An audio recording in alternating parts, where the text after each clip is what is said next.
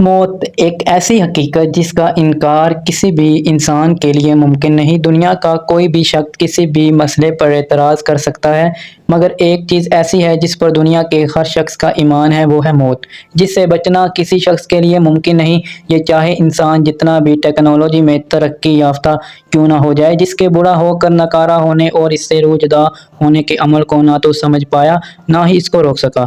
موت بذات خود یعنی انسان کا اس دنیا کو روحانی طور پر چھوڑ جانا دراصل کیا ہے؟ اس کا وقت کون طے کرتا ہے؟ یہ سب کیسے ہوتا ہے؟ ان سب سوالوں میں سے سب سے اہم سوال یہ ہے کہ موت کے بعد کیا ہوتا ہے؟ کیا مرنے کے بعد بھی واقعی کوئی روحانی دنیا موجود ہے؟ کیا مرنے کے بعد انسان دوبارہ زندہ ہو سکتا ہے یا ایک ہی بار مر کر فنا ہو جاتا ہے؟ دوستو، کیا مرنے کے بعد واقعی کوئی ایسی روحانی دنیا موجود ہے؟ کیا مرنے کے بعد انسان دوبارہ زندہ ہو سکتا ہے یا ایک ہی بار مر کر فنا ہو جاتا ہے؟ چلیں ان تمام سوالوں کو ایک ہی لائن کے اندر سم کر لیتے ہیں کہ میں کیسے مان لوں کہ موت کے بعد بھی زندگی کا وجود ہے، کیونکہ کبھی بھی کوئی مردہ مر کر یہ سب بتانے کے لیے دنیا میں واپس نہیں آیا۔ میں کیسے مان لوں کہ مجھے دوبارہ زندہ کر کے روز قیامت حساب لیا جائے گا؟ یہ ایک ایسا سوال ہے کہ غیر مسلم تو کیا خود مسلمان کے ذہن میں کبھی نہ کبھی اٹھتے رہتے ہیں، لیکن وہ خود پر کفر کے فتووں کی وجہ سے یہ سوال کرنے سے گھبراتے ہیں، جبکہ ان کا جواب جاننا فرض ہے۔ پہلی بات ہے کہ دنیا اور آخرت انسان کی دو الگ الگ منزلیں ہیں۔ اگر ایک اسٹوڈنٹ کو پیپر سے پہلے ہی اس کا رزلٹ بتا دیا جائے تو کیا یہ پیپر لینے کی ضرورت باقی رہے گی؟ کیا ان کے ساتھ مذاق نہیں ہوگا؟ مگر یہ آخرت کا امتحان ہے کہ اگر انسان پر واقع ہو جائے تو غیر مسلم بھی ایمان لے آئیں گے اللہ تعالیٰ کی ذات کو اپنی آنکھوں کے سامنے دیکھ کر، لیکن تب ایمان لانا کس کام کا؟ اور دوسری بات یہ ہے کہ اگر آخرت کا منظر مثال کے طور پر قبر کا عذاب انسانوں کو ایک جھلک کی صورت میں دکھا دیا جائے تو انسان کی کیا حالت ہوگی؟ اس کے بارے میں حضور پاک صلی اللہ علیہ وآلہ وسلم نے صحابہ کرام سے فرمایا کہ میں نے سوچا کہ اللہ سے دعا کروں کہ تمہیں عذاب قبر کی جھلک دکھا دے، لیکن مجھے ڈر ہوا کہ تم لوگ خوف کے مارے اپنے مردوں کو دفنانا نہ چھوڑ دو۔ یعنی یہ منظر اتنا خطرناک ہوگا، اس کا مطلب کہ یہ پردہ دنیا اور آخرت کی زندگی کے درمیان ہے، اگر پھٹ گیا تو انسانی نظام درم برم ہو جائے گا۔ یہ ایک ایسا معاملہ ہے کہ اس کا مشاہدہ صرف مردہ ہی کر سکتا ہے، لہذا اس کا جواب ہم صرف دینی تعلیمات کے اندر ہی تلاش کرنا ہوگا۔ لیکن سوال یہ ہے کہ کس دین میں؟ دنیا بھر کے مذاہب میں موت کے بعد زندگی کا تصور اور ثبوت، اس کے بارے میں کیا موجود ہے، اس سے آنے سے پہلے عقلی دلائل سے سمجھنے کی کوشش کرتے ہیں۔ ایک لمحے کے لیے ہم مان لیتے ہیں کہ آخرت یا موت کے بعد زندگی کا کوئی وجود موجود نہیں، یہ بس انسانوں کا وہم اور من گھڑت تصور ہے۔ ایک انسان اسی سوچ کے ساتھ ساری زندگی گزار کر کفر و شرک کے اندر مر جاتا ہے، جو خدا کی ذات پر یقین نہیں رکھتا۔ دوسری طرف وہ شخص جس نے بنا دیکھے اللہ کی ذات پر ایمان رکھا اور نبیوں کی تعلیمات پر ایمان لایا، نیک عمل کرتے اس کی موت آئی۔ دونوں کو موت تو آ گئی، لیکن اگر آخرت کا یہ تصور سچ نکلا، یعنی واقعی موت کے بعد زندگی کا وجود سچ ثابت ہوتا ہے، تو کون شخص فائدے میں رہا؟ کیا وہ شخص جس نے اللہ پر ایمان لایا اور ساری زندگی اطاعت کی، یا پھر جس نے اپنی زندگی کفر کے اندر گزار دی؟ اس کافر سے پوچھے اگر یہ سب کچھ سچ نکلا تو کیا کرو گے؟ نہ نکلا تو مسلمان کا کیا نقصان ہوا؟ وہ تو دونوں طرف سے فائدے میں ہے۔ اور دوسرا کہ آخرت کے تصور کو انسانوں تک پہنچانے کے اندر نبیوں کا کیا فائدہ تھا؟ اگر انہوں نے دنیاوی فائدہ لینا ہوتا تو سمجھ میں بھی آتا انہوں نے ان سب سے کیا فائدہ اٹھایا، ذرا سوچئے۔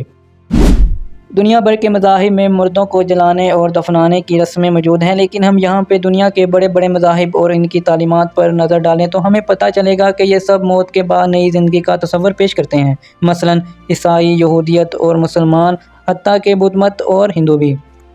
اگر کسی پیغمبر کی تعلیمات کو وقت گزرنے کے ساتھ بدل بھی دیا گیا، تب بھی ایک ایسی چیز ہے جس پر سبھی لوگ متفق ہیں، وہ ہے موت کے بعد کی زندگی۔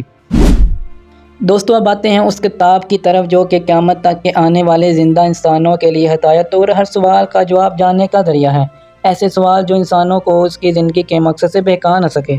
جب قرآن نازل ہوا تو عرب کے اندر یہی عقیدہ تھا کہ انسان مر کر مٹی ہو جاتا ہے، اس کا وجود ختم ہو جاتا ہے۔ اس وقت تصور کرنا ہی مشکل تھا کہ اللہ تعالیٰ ہمیں دوبارہ کیسے زندہ کرے گا۔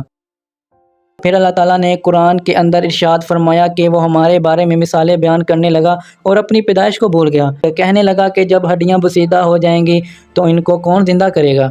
کہہ دو کہ وہ ان کو زندہ کرے گا جس نے اس کو پہلی بار پیدا کیا تھا۔ یہ بات ان کو سمجھ نہیں آتی کہ جس نے پہلی بار پیدا کیا وہی ان کو دوسری بار پیدا کرے گا۔ پھر ایک آیات کے اندر آخرت کے بارے میں بیان کیا کہ انسان یہ خیال کرتا ہے کہ یوں ہی چھوڑ دیا جائے گا، کیا خالق کو اس بات پر قدرت نہیں کہ وہ مردوں کو زندہ کر دے؟ اور پھر فرمایا وہ زندہ کرے گا، وہی زندگی دے گا، وہی موت اور اس کی طرف لوٹ کر جانا ہے۔ عرب کے لوگ سائنس سے واقف نہیں تھے، وہ ڈی این اے انسان کی پیدائش کے مرحلوں کو نہیں سمجھتے تھے، لہذا ان کے لیے قبول کرنا بہت مشکل تھا کہ پہلے وہ سمجھتے تھے کہ صرف ٹائم ہی ہمیں موت دیتا ہے، جو ایک قدرتی عمل ہے۔ انسان مر کر اس کی ہڈیاں مٹی کے اندر مل جاتی ہیں، اللہ کیسے انسان کو دوبارہ زندہ کرے گا؟ پھر اللہ نے سمجھانے کے لیے مثالیں دی، جس نے تمہیں پہلی دفعہ پیدا کیا، کیا تمہیں وہ دوبارہ پیدا نہیں کر سکتا؟ یہ اس کے لیے زیادہ آسان ہے کہ وہ دوسری بار پیدا کرے۔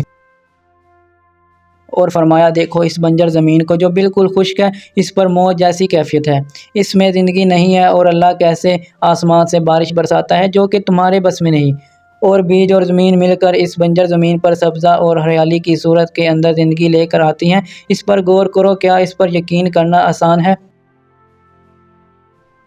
اور اللہ تعالیٰ قرآن مجید میں ایک اور جگہ فرماتا ہے کہ ہم انسانوں کو اپنی خود کی جان کے اندر اور کائنات کے اندر ایسی نشانیوں کو دکھائیں گے کہ وہ بے اختیار ہو کر کہہ اٹھے گا، بے شک اللہ حق ہے۔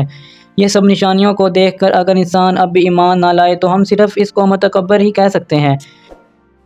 دوستو، اس سے ثابت ہوا کہ موت یا قیامت کے بعد بھی کوئی زندگی کا وجود موجود ہے، جس کا انکار ایک مسلمان کے لیے ممکن نہیں۔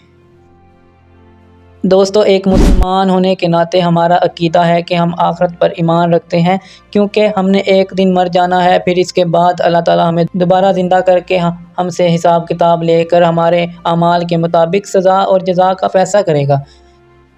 اللہ تعالیٰ ہمیں نیک عمل کرنے کی توفیق عطا فرمائے اور ہمارا خاتمہ ایمان پر ہو، آمین۔